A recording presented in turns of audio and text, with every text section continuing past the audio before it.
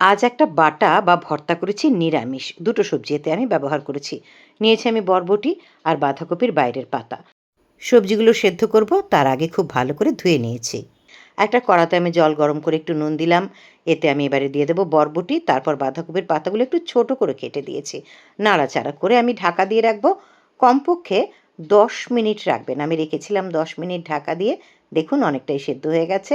জলটা আপনারা ইচ্ছে করলে একেবারে শুকিয়ে নিতে পারেন। আমি একটু ঝরিয়ে নিয়েছি। এবারে মিক্সিতে পেস্ট করে নিয়েছি এগুলোকে।